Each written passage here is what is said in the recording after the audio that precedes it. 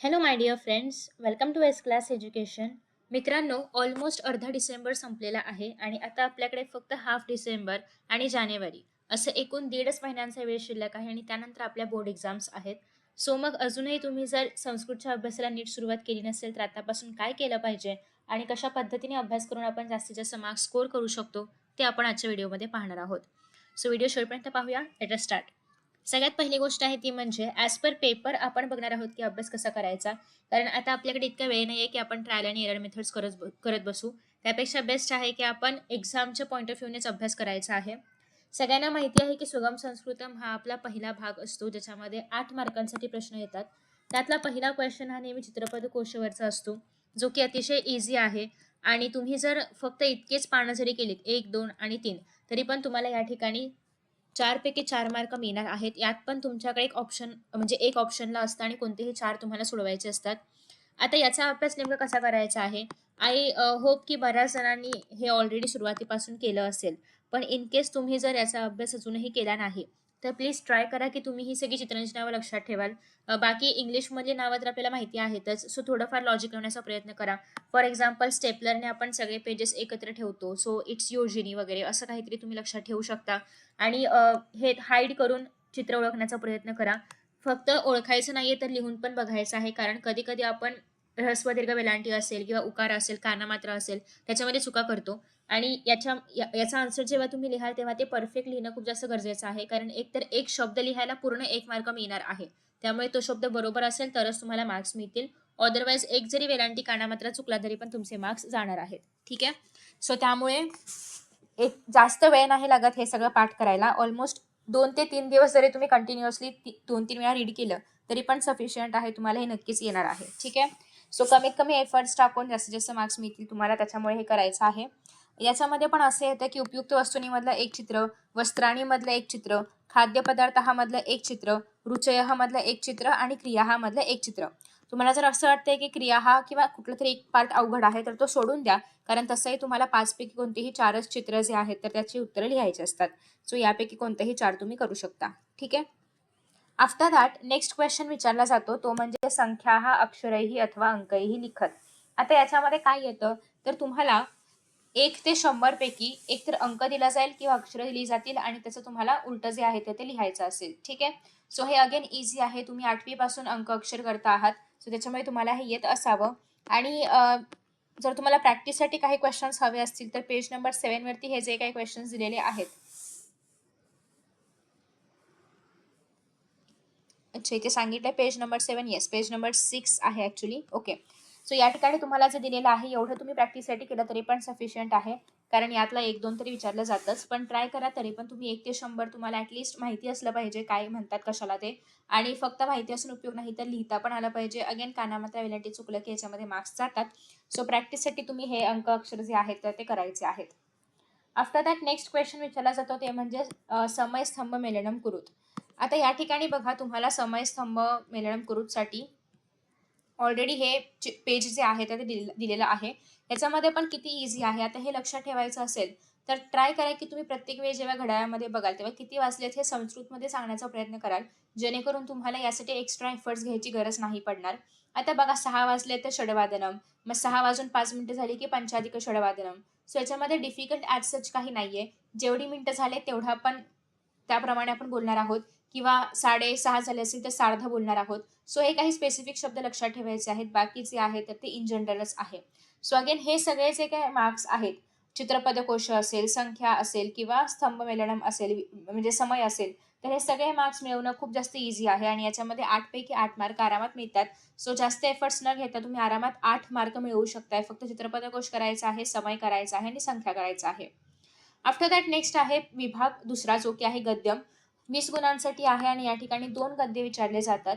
आता गद्यामध्ये कशा प्रकारचे प्रश्न येतात आणि याच्यामधले कोणते प्रश्न सोडवायचे आहेत, कारण इथेही तुम्हाला ऑप्शनसाठी असतं. तर बघा आणि आ दोघांसाठी सेमच प्रकारचे ऑलमोस्ट प्रश्न विचारले जातात. सो त्यांनी एकत्रच दिलेलं आहे आणि इव्हन दोन्ही पण पठितच उतारे आहेत.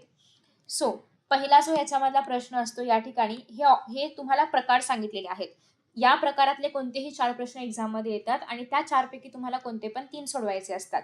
आता बघा यातला क प्रश्न अतिशय इझी आहे. तुम्हाला फक्त ते वाचायचं असतं उतारा आणि त्याच्यामधले जे रिकाम्या जागा असेल त्या सेंटेन्समधली तर ती पॅसेजमधून फिल करायची असते. सो मग ते कारण असेल, एखादा शब्द असेल, जे काही असेल ते. सो याच्यामध्ये तुम्हाला काही एक्स्ट्रा एफर्ट्स घ्यायचे नसतात. फक्त तुम्हाला ती ओळ जी आहे तर ती आहे अशी पॅसेजमध्ये शोधायची असते आणि त्याच्यामधलं जे काही मिसिंग आहे तर ते लिहायचं असतं. ठीक आहे. सो पहिला क्वेश्चन किंवा अशा प्रकारचा क्वेश्चन मोस्टली येतो.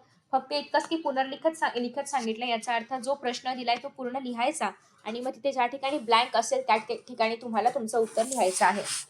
आफ्टर दॅट नेक्स्ट आहे कह कम वदती. आता अर्थात या ठिकाणी तुम्हाला अर्णवचा पाठ असेल, तो स एव परमाणुवाला, किंवा काय बरं त्या पाठाचं नाव, एक शेवटचा एक पाठ आहे, तर तो जो पाठ आहे हे 2 सोडून तुम्हाला याच्यावरती प्रश्न विचारले जातील. 1 मिनिट, आता पाठाचं नाव विसरले मी, काहीतरी संस्कृत, प्रतिपदम संस्कृतम. तर प्रतिपदम संस्कृतम असेल किंवा हे आपलं स एव परमाणू असेल, तर हे कसले आहेत, संवादवाले पाठ आहेत. तर हे तुम्हाला कहकम वदतीमध्ये नाही विचारले जात, कारण मग त्याच्यामध्ये काय मजा, तुम्हाला पाहायला मिळते की हा संवाद कोणी बोलला आणि कुणाला बोलला हे पण बघायला मिळते. तर अशा पाठांमधले जर उत्तरे दिले तर तुम्हाला कहकम वदती हा प्रश्न नाही विचारला जाणार. ठीक आहे. इतर साध्या पाठांसाठी विचारला जाऊ शकतो. नेक्स्ट आहे पूर्ण वाक्यानं उत्तरम लिखत. हा पण एक इझी क्वेश्चन आहे. या ठिकाणी पण तुम्हाला ते सेम सेंटेन्स कुठं आहे तर ते पाहायचं असतं आणि त्याचं उत्तर फाइंड आउट करायचं असतं. नेक्स्ट आहे वाक्यम पुनर्लिखित वा सत्यम अथवा असत्यम लिखत. या प्रश्नामध्ये एक इश्यू असा आहे की वाक्यम पुनर्लिखित वा हे आपण न वाचता फक्त सत्य असत्य लिहून येतो, ज्याला मार्क्स नाही मिळत. त्याच्यामुळे जे वाक्य दिले ते आधी फुल लिहायचं आणि मग ते सत्य की असत्य ते तुम्हाला लिहायचं आहे. एष गद्यांश कस्मात पाठात उद्धृत, म्हणजे हा गद्यांश कोणत्या पाठामधून घेतला. यासाठी तुम्हाला प्रत्येक पाठाचं नाव वगैरे माहिती असलं पाहिजे आणि जर नाव वगैरे माहिती नसेल तर मात्र तुम्ही हा प्रश्न नाही अटेम्प्ट करू शकत. त्याच्यामुळे ट्राय करा की तुम्ही आत्तापासूनच सगळे पाठ जेव्हा रीड करणार आहात तेव्हा त्याच्या पाठाचं नाव पण नीट लक्षात ठेवाल. दुसरी गोष्ट म्हणजे जर तुम्हाला याचं उत्तर नाही लिहिता येत आहे तरी पण चालू शकतं, कारण कोणतेही 3च प्रश्न तुम्हाला सोडवायचे असतात. नेक्स्ट आहे अमरकोशात शब्दम योजयित्वा वाक्यम पुनर्लिखत. आता या ठिकाणी तुम्हाला एखादं सेंटेन्स दिलं जाईल, त्याच्यामध्ये फॉर एक्झाम्पल राजा या शब्दाच्या खाली अंडरलाईन असेल, तर राजासाठी अमरकोशामधला कुठला शब्द आहे ते तुम्हाला लक्षात घ्यायचं आहे आणि त्याप्रमाणे उत्तर लिहायचं आहे. आता तुम्ही म्हणाल की आपल्याला कसं कळणार की हा शब्द अमरकोशामध्ये आहे की नाही, तर या ठिकाणी तुम्हाला पुस्तकामध्ये अमरकोश बघायला मिळतोय. सो तुम्हाला काय करायचं आहे की प्रत्येक शब्दासाठी एक तरी अमरकोशामधला शब्द जो आहे तर तो लक्षात ठेवायचा आहे, जेणेकरून एक्झाममध्ये जर अशा प्रकारचा प्रश्न आला तर तुम्हाला तो सोडवता आला पाहिजे. फॉर एक्झाम्पल आता इथे बघा page number if you want to know तर 117 आहे. आता या ठिकाणी बघा राजा, तर तुमच्या सेंटेन्समध्ये राजा या शब्दासाठी जर या शब्दाला अंडरलाईन केली, ज्या शब्दाचा अमरकोशामधला शब्द हवा आहे त्याला खाली अंडरलाईन केली जाते. फॉर एक्झाम्पल राजाला अंडरलाईन केली असेल तर तुम्ही यापैकी कोणतेही शब्द लिहू शकता किंवा कुठलाही यातला पण शब्द अंडरलाईन असू शकते तेव्हा तुम्ही राजा लिहू शकता. मग आता काय करायचं आहे, हे सगळे ब्ल्यू मधले जे शब्द आहेत तर ते, आणि यापैकी कोणतेही 2 शब्द, म्हणजे फॉर एक्झाम्पल कधी कधी असं होऊ शकतं की तुम्हाला एखादा शब्द नाही आठवत तर ऍटलीस्ट दुसरा तरी माहिती पाहिजे. यासाठी आपण काय करणार आहोत, या ह्याच्यामधले सगळे शब्द आणि या ठिकाणचे तुम्हाला कोणते 2 शब्द लक्षात ठेवायचे आहेत त्यासाठी, म्हणजे भूमीही असेल तर पृथ्वी, अवनीही असे 2 शब्द लक्षात ठेवले, किंवा शृगालह असेल तर क्रोष्टा, फेरुहू असे काही 2 शब्द लक्षात ठेवले. तर हे तुम्हाला अशा पद्धतीने शब्द लक्षात ठेवायचे आहेत आणि पाठांतर करायचं आहे. जास्त वेळ लागणार नाही याला, कारण हा जो प्रश्न आहे विचारला तर एका पॅसेजसाठी, पण कधी कधी दोन्ही पॅसेजसाठी पण विचारला जाऊ शकतो. त्याच्यामुळे 2 मार्कांचा असल्यामुळे तुम्हाला अमरकोशामधले शब्द माहितीच असले पाहिजेत. जर तुम्ही असं केलं की प्रश्न आहे की अमरकोशामधला शब्द लिहा आणि तुम्हाला नाही आठवते म्हणून तुम्ही बाहेरचा कुठलाही लिहिलात, इव्हन मिनिंग सेम असलं तरी तुम्हाला मार्क्स नाही मिळणार. त्यामुळे स्ट्रिक्टली अमरकोशामधले शब्द लक्षात ठेवायचे आहेत, जे की परत तुम्हाला समानार्थी शब्दासाठी पण उपयोगी पडतील. ठीक आहे. सो आय होप की सगळ्यांना कळलं असेल अमरकोशामधले म्हणजे कोणते शब्द. आणि दुसरी एक महत्त्वाची गोष्ट म्हणजे ज्या शब्दाच्या खाली अंडरलाईन केली असेल तर तो शब्द नेहमी प्रथमा विभक्तीमध्येच असणार आहे. सो तुम्हाला विभक्ती चेंज वगैरे करायची पण गरज नाही पडणार. त्याच्यानंतर नेक्स्ट आहे शब्दज्ञानम. आता शब्दज्ञानम म्हणजे मोस्टली वोकॅब्युलरी बेस्ड क्वेश्चन्स याच्यामध्ये असतात. आता इथे काय सांगितलेलं आहे की 2 धातुसाधित अव्यय जे आहेत तर ते लिहायचे आहेत. ठीक आहे. सोमत्वांत असेल म्हणजे त्वाने एंड होणारा कृत्वा वगैरे, किंवा लेवंत असेल, हेतुम यासारखं तुमंत असेल, तर बेसिकली अशा प्रकारचे शब्द तुम्हाला शोधायचे असतात आणि ते इथे लिहायचे असतात. आता इथे स्पेसिफाय नाही केलंय की त्वांत की लेवंत, पण एक्झाम मध्ये मात्र स्पेसिफाय केलं जातं आणि अशाचे 2 एक्झाम्पल्स तुम्हाला लिहायचे आहेत. ठीक आहे. नेक्स्ट आहे प्रश्न निर्माण करूत. आता हा जो प्रश्न आहे याच्यामध्ये कसं असतं की ज्याच्यावरती प्रश्न बनवायचा आहे तर त्याच्या खाली अंडरलाईन केलेलं असतं. ठीक आहे. फॉर एक्झाम्पल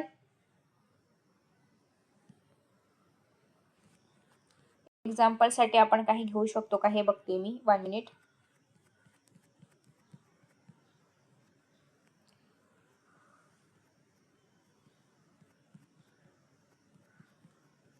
ऍक्च्युली ना यासाठी तुम्ही अभ्यासपत्रम जे आहेत तर ते नीट केले तरी पण चालतील, कारण याच्यामध्ये पण तुम्हाला बरेचसे प्रश्न जे आहेत तर ते बघायला मिळतात. ठीक आहे. सो अभ्यासपत्रम नीट करायचं आहेच. हा या ठिकाणी बघा आहे प्रश्न निर्माण करून. तर अशा प्रकारे तुम्हाला एखाद्या शब्दाच्या खाली अंडरलाईन करून दिली जाईल की जेणेकरून आता या ठिकाणी मयावरती तुम्हाला शब्द आय मीन प्रश्न निर्माण करायचा आहे. ठीक आहे. सो या ठिकाणी जे काही प्रश्न निर्माणचं रूप असेल किंवा कचं रूप असेल ते तुम्हाला या ठिकाणी लिहायचं आहे आणि शेवटी क्वेश्चन मार्क द्यायला मात्र विसरायचं नाही, कारण तुम्ही प्रश्न बनवलात सगळं बरोबर लिहिलं पण क्वेश्चन मार्कच नाही दिला तर तुमचे मार्क्स जाणार. आणि मया काढून तुम्ही जो काही नवीन शब्द टाकणार असणार आहात प्रश्नार्थक तर त्याच्या खाली पण अंडरलाईन करायचं आहे. नेक्स्ट आहे विशेषणम आणि विशेषाच्या जोड्या ओळखायच्या आहेत. मेलनम करायचं आहे किंवा चतुर्थपद लिहू शकता की फॉर एक्झाम्पल हे आणि हे रिलेटेड आहे तर तुम्हाला या ठिकाणी थर्ड आणि फोर्थ जो आहे तर तो लिहायचा आहे शोधून. ठीक आहे. अशा प्रकारचे प्रश्न येऊ शकतात किंवा संधीही येऊ शकते. पूर्वपदम लिहायचं आहे, उत्तरपदम लिहायचं आहे. आता जेव्हा तुम्ही याचा अभ्यास करणार आहात, संधी असेल किंवा विशेषणम विशेषम असेल तर तुम्ही पॅसेज किंवा आय मीन आपल्या टेक्स्टबुक मधलं जेव्हा तुम्ही कॉन्टेंट रीड कराल तेव्हाच तुम्हाला बघायचं आहे की यापैकी कोणत्या शब्दाची संधी कशी होऊ शकते किंवा या शब्दामध्ये पूर्वपद असलं तर कसं होईल, उत्तरपद असलं तर कसं होईल, शब्दांची अर्थपूर्ण फोड कशी तयार करता येईल. ठीक आहे. नेक्स्ट आहे लकारम लिखत. आता लकारसाठी पण तुम्हाला क्रियापदाच्या खाली अंडरलाईन करून दिलं असेल आणि तुम्हाला फक्त त्या क्रियापदासाठीचा लकार ओळखायचा आहे. मग तो रूट लकार असेल, लोट लकार असेल, विधिलिंग लकार असेल, लट लकार असेल, जे काही असेल ते. ठीक आहे. तर अशा पद्धतीने आपण पॅसेज मधील हा सेकंड प्रश्न सोडवणार आहोत. थर्ड प्रश्न जो आहे तो अतिशय इझी आहे. पृथक्करणम ज्याला आपण म्हणतो की ज्या ठिकाणी तुम्हाला संकल्पना चित्र वगैरे ड्रॉ करायचं आहे आणि त्याच्या आतमध्ये माहिती लिहायची असते किंवा काहीतरी फ्लो चार्ट सारखं ड्रॉ करून त्याच्या आतमध्ये माहिती लिहायची असते. ठीक आहे. सो आता बघा या ठिकाणी पृथक्करणामध्ये काय काय येऊ शकतं किंवा हा घटनाक्रमाने योजन करा असं पण येऊ शकतं. अर्थात आपल्याकडे 2 पॅसेज आहेत त्याच्यामुळे इकडे जो प्रश्न येईल पहिल्यांदा तो दुसऱ्यांदा सेम येईल असं नाही. सो घटनाक्रमाने लावा हा एक प्रश्न येऊ शकतो किंवा सेकंड क्वेश्चन असं पण येऊ शकतं की रेखाचित्र पूर्ण करा, ज्याला रेखाचित्र असेल वगैरे वगैरे वगैरे पूर्ण करा. ठीक आहे. तर अशा पद्धतीने हे झालेलं आपलं आहे आपलं प्रश्न दुसऱ्यामधील जे पॅसेजेस आहेत 2 तर ते. त्यानंतर त्यामध्येच ई आहे गद्यांशम पठित्वा सरलार्थम लिखत. आता आपल्याकडे जे अधिसूक्तम आहे किंवा नाट्यस्तबक आहे, दोघांपैकी कशामधला पण एक पॅसेज येईल आणि त्याच्यावरचं तुम्हाला ट्रान्सलेशन जे आहे मराठीमध्ये असेल तर मराठीमध्ये, इंग्लिश मीडियममध्ये असेल तर इंग्लिश मीडियममध्ये तुम्हाला लिहायचं आहे. ठीक आहे. सो पहिली गोष्ट अशी की दोन्ही पण जे आहेत तर ते ऑलमोस्ट सेम वेटेजचं आहे. बट आय गेस संस्कृत नाट्यस्तबक थोडंसं समजायला इझी आहे कारण शॉर्ट शॉर्ट स्टोरीज आहेत. बट जे पण तुम्हाला हवं असेल ते कोणतेही एक परफेक्ट करून जा, कारण संस्कृत नाट्यस्तबक केलं तर तुम्हाला त्याच्यामधल्या तिन्ही स्टोरींसाठी हे करावं लागणार आहे. ठीक आहे. सो जे काही करणार असाल तर ते परफेक्ट करून जा आणि तेच लिहून या, कारण ह्याच्यामध्ये अजिबात टेन्स किंवा अर्थाचा अनर्थ वगैरे होता कामा नये. त्यानंतर नेक्स्ट आहे मोठा ई दॅट इज माध्यम भाषा उत्तरम लिखत. आता याच्यामध्ये जे प्रश्न विचारले जातात तर ते मोस्टली स्वाध्यायामधलेच असतात. सो या ठिकाणी तुम्ही ते अप्लाय करू शकता की स्वाध्यायामधलेच प्रश्न करायचे आणि मग त्याच्या अकॉर्डिंगलीच पेपरमध्ये प्रश्न येतील त्याची उत्तरे लिहायची. ठीक आहे. फक्त एवढंच की उत्तरं लिहिताना त्याला थोडीशी प्रस्तावना द्यायची आहे, थोडंसं काहीतरी डिस्क्रिप्शन असेल तर ते द्यायचं आहे आणि एंडला तुमचं ओपिनियन पॉईंट्समध्ये तुम्ही पॉईंट्स नाही म्हणता येणार पण लिहू शकता तुम्ही या ठिकाणी. ठीक आहे. सो आता तुम्ही जर इंग्लिश मीडियमला असाल तर इंग्लिशमध्ये लिहिलं जाणार आणि मराठी मीडियमला असाल तर मराठीमध्ये लिहिलं जाणार आहे हा प्रश्न. ठीक आहे. तर अशा पद्धतीने आपण प्रथम भाग आणि द्वितीय भाग पाहिलाय. नेक्स्ट व्हिडिओमध्ये आपण तृतीय भाग, चतुर्थ भाग वगैरे पाहणार आहोत. आय होप की तुम्हाला फर्स्ट आणि सेकंड भागाबद्दल नीट माहिती समजलेली आहे. अजून याच्यामध्ये काही मी अपडेट केलं पाहिजे का किंवा काही सांगायचं राहिलंय का हे तुम्ही मला खाली कमेंट बॉक्समध्ये नक्की सांगू शकता. Thank you so much for watching this video and see you in the next video. Bye bye.